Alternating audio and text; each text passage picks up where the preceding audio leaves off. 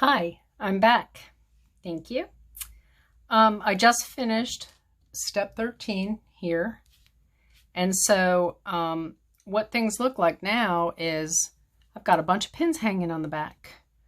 I wanted to point out that when you start decreasing the number of stitches that you work, you won't be coming up on a pin because you're working less and less stitches in the middle.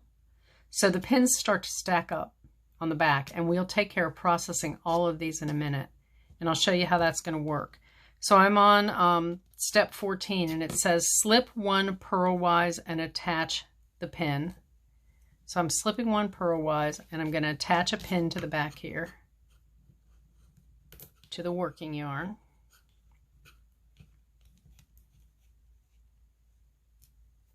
And then the next thing it says is knit 5. Make sure that pin's up against your needle. And I'm going to work 5. And see, while I'm working these 5, I'm not coming across any other pins yet. So I don't have to pick up pins or work them. So this is knit 5 and then turn. So I'm going to turn the work, and you'll see my previous 2 pins there. And I've got these metal pins also. These are the ones I use most of the time. So I'm going to slip a stitch and attach the pin to the working yarn.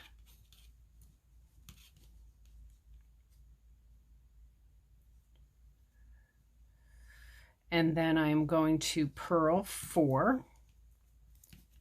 I'd like to mention too, I don't know if any of you work with beads when you knit, but one of the things that you can do with beads is load up your working yarn with the beads before you start working. And someone in one of my classes suggested that you could load up these markers on your working yarn and just push one up as you need it if you know you're going to be doing a bunch of short rows like this. So I purled 4 and I turn, and then I'm going to slip one knitwise.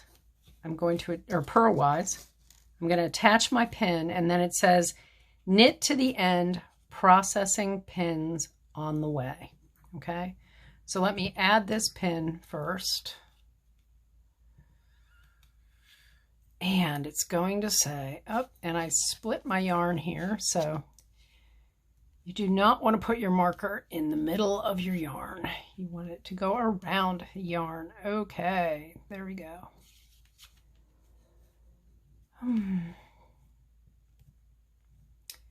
pins are a little fiddly to work with.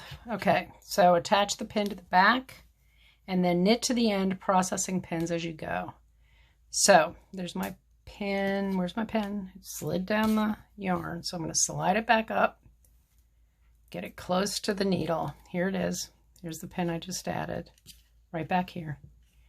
And I'm going to go ahead and knit. So I'm going to knit 1, 2, and I'm going to knit 3, and then I come across a pin,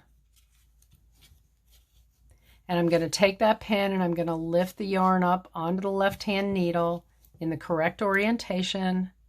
I'm going to unsnap the pin and take it off, and then I'm going to work these 2 legs together like a knit 2 together.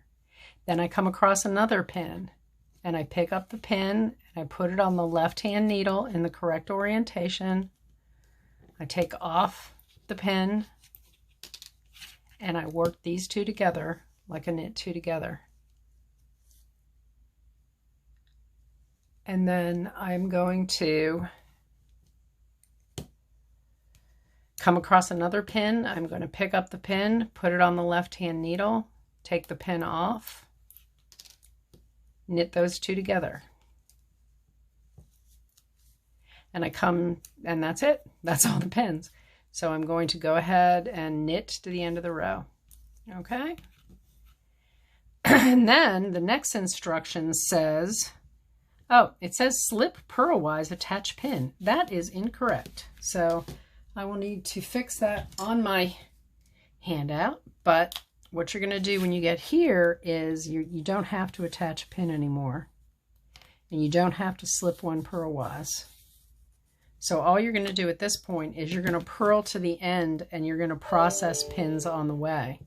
So you'll see here I can purl from the beginning, and then I'll start running into pins. So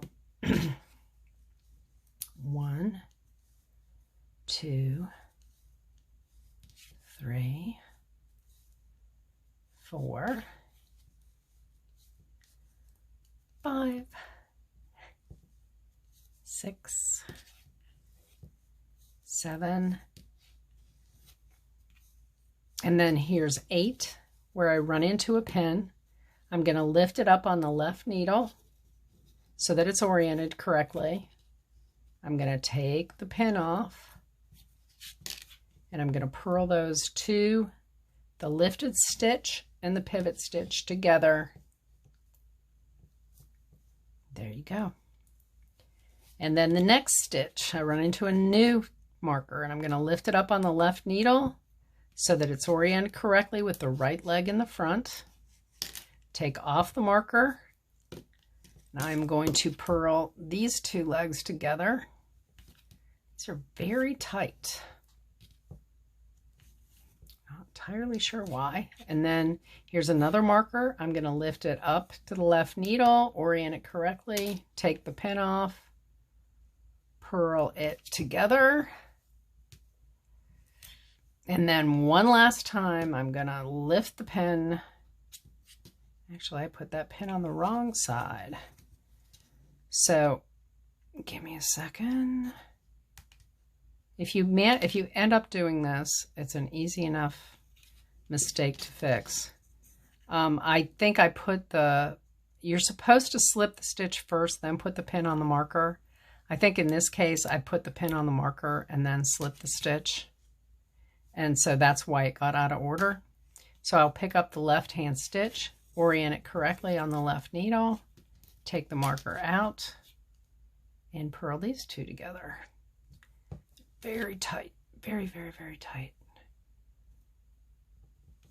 And that ends that row. So all I need to do to end this swatch is to knit a whole row to the end just as a buffer, and then bind off in pattern.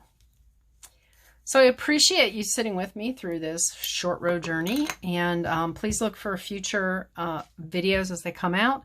I believe my next series of video is going to be on seams, so please stay tuned and check those out. Thank you for joining me. Bye-bye.